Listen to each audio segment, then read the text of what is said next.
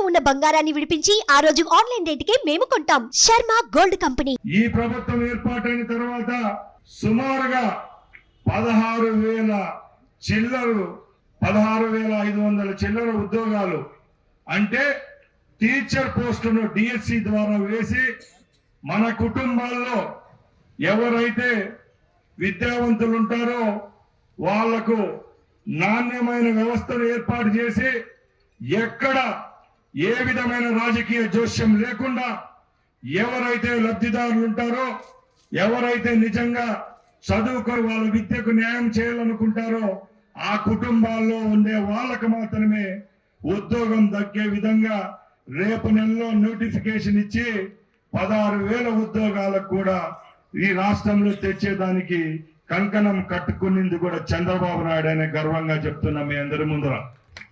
అలాగే మీ అందరికీ తెలుసు మన రాయచోట్లో తెలుగుదేశం ప్రభుత్వంలో ఎవరైనా పేదవారు రాయచోట్లో ఉన్న వాళ్ళ బిడ్డలు స్కూళ్ళల్లో ఉంటే చూడని పోతేనో లేకుంటే ఏదన్నా పెళ్లిళ్లకు ఏదైనా కార్యక్రమాలకు బస్టాండ్ లేకపోతే వాళ్ళ దగ్గర ఛార్జీ కట్టుకునే స్తోమత ఉండి అన్నం తినేదానికి 50 నుంచి 60 రూపాయలు పెట్టుకొని హోటల్కి పోయి భోంచేసేదానికి డబ్బులు లేని కాలాల్లో అన్నా క్యాంటీన్లు అనే వ్యవస్థను తీసుకొని వచ్చి రాష్ట్రంలో సుమారు 170 అన్నా క్యాంటీన్లు ఆ రోజు చంద్రబాబు నాయుడు గారు ప్రవేశపెడితే గత 5 సంవత్సరాల్లో అన్ని మూతేసిన ఘనత కూడా జగన్మోహన్ రెడ్డికే దక్కుతుంది. ఆ రోజు ఎలక్షన్ల ముందు ఏవైతే చెప్పామో ప్రభుత్వం ఏర్పాటైన తర్వాత తప్పకుండా అన్నా క్యాంటీన్ ఓపెన్ చేస్తామని చెప్పాం. ఈ రోజు రాష్ట్రంలో మొట్టమొదటి విడతగా 100 అన్నా క్యాంటీన్ ప్రారంభించడం జరిగింది.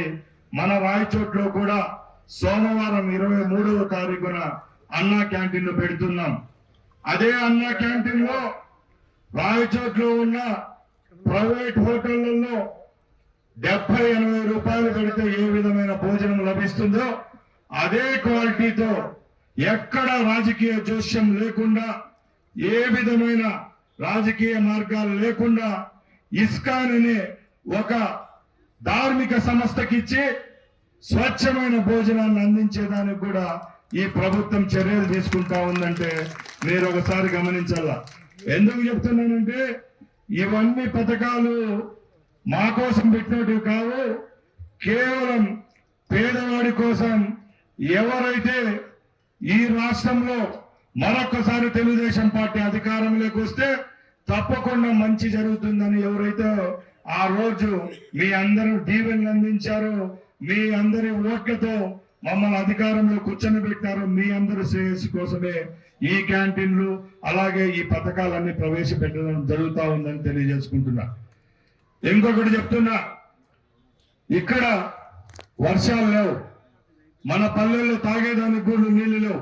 రాష్ట్రంలోనే 175 నియోజకవర్గాలుంటే ఎక్కువగా కరువును పడిన నియోజకవర్గాలు ఏమైనా ఉన్నాయంటే మన చుట్టుపక్కల ఉన్న రాయచోటి, పీలేరు, అలాగే కదిర్లో కొంత భాగము, తమ్మలపల్లి నియోజకవర్గం. రాష్ట్రం అంతా వరదలు వచ్చి కొట్టుకొని పోతా ఉంటే మనకు తాగే నీళ్లు లేవు. ఇక్కడ మొన్న ఉదాహరణలో మీరు టీవీలో చూసింటారు, 12 రోజులు మనకు చెందిన బంధువులైతేనే మనకు స్నేహితులైతేనే మన బిడ్డలు చాలా మంది విజయవాడ పట్టణంలో చదువుకుంటా ఉంటారు. ప్రతిరోజు విజయవాడకు సుమారు 20 బస్సుల్లో మన బిడ్డల తరపునైతేనే వ్యాపారం చేసుకునే దానికి మనం విజయవాడ పోతుంటాం. ఈ రాష్ట్రంలో కూడా విజయవాడ ఒక భాగమే.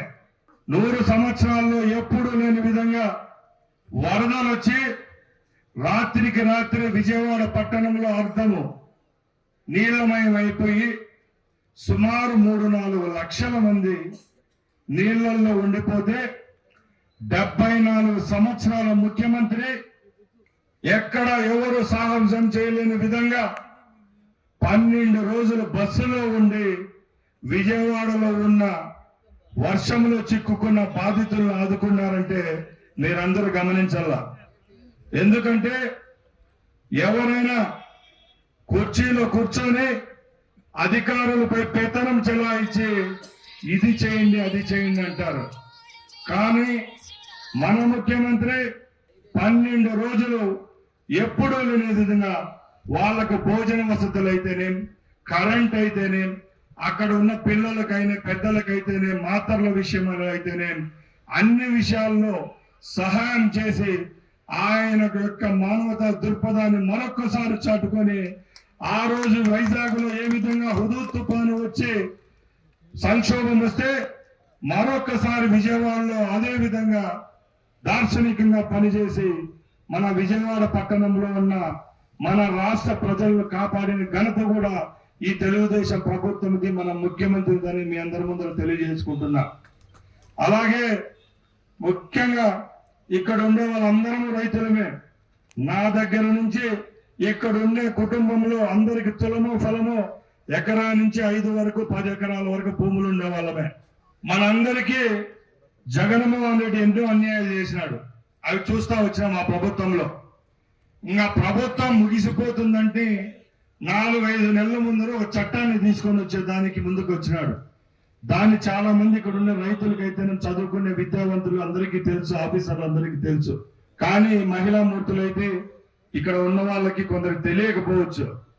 ఆ చట్టం ఏంటంటే ల్యాండ్ టైటిలింగ్ యాక్ట్ అని యాక్ట్ ని తీసుకొని వచ్చేదానికి ప్రయత్నించాడు ఆయన.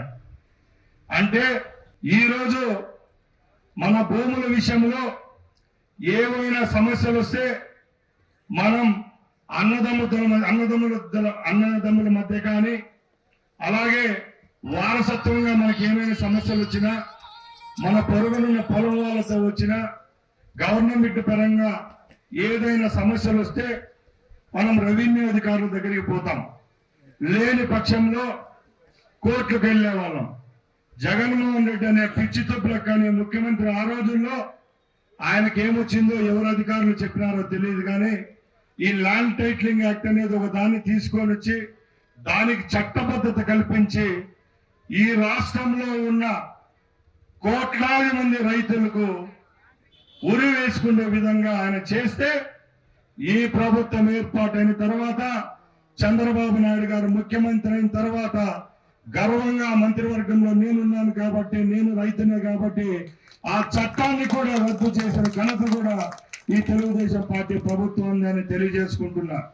అలాగే ఇక్కడ ఉన్న వాళ్ళు చాలా మంది డ్వాక్రా సంఘాల నుంచి వచ్చిన మహిళామూర్తులు ఉన్నారు. అమ్మా, మీ అందరికీ తెలుసు, డ్వాక్రా అంటే గుర్తొచ్చేది చంద్రబాబు నాయుడే. ఎందుకంటే గ్రామ స్థాయి నుంచి కుటుంబ వ్యవస్థను బలోపేతం చేసి మన కుటుంబంలో ఉన్న స్త్రీమూర్తులందరికీ ఏ విధమైన హక్కు కల్పిస్తే, ఆర్థిక పరమైన స్వావలంబన అనేది ఉంటే ఆ కుటుంబంలో కూడా మగవారికి దీటుగా మేమున్నామంటూ ఉంటామని ఆ కుటుంబం యొక్క వ్యవస్థ యొక్క ఏమంటారు దాన్ని పైకొచ్చేదాన్ని కృషి చేస్తారని చెప్పి ఆ రోజు డ్వాక్రా సంఘాలంతా బలోపేతం చేసిన గౌరవం కూడా చంద్రబాబు నాయుడు గారికి దక్కుతుంది. ఆయన మీ సంఘాల్లో ఒక్కో సంఘానికి 5 లక్షల నుంచి 10 లక్షల రూపాయలు కూడా ఇచ్చేదానికి ఈ ప్రభుత్వంలో చర్యలు తీసుకుంటున్నారంటే మీరందరూ గర్వపడాలి. ఎందుకంటే డ్వాక్రా సంఘాలు బలోపేతంగా ఉన్నాయి కాబట్టి ఈ రోజున్న మహిళా మూర్తులంతా ఈ రోజు కుర్చీలలో మగవాళ్ళతో సమానంగా ఇక్కడ కూర్చొని ఈ వేదికల్లో మాట్లాడడానికి ఉన్నారంటే కూడా అది చంద్రబాబు నాయుడు గారు మీకు ఆ రోజు కల్పించిన, ఆ రోజు ఆయన చేసిన కీర్తి అని చెప్పి తెలియజేసుకుంటున్నా.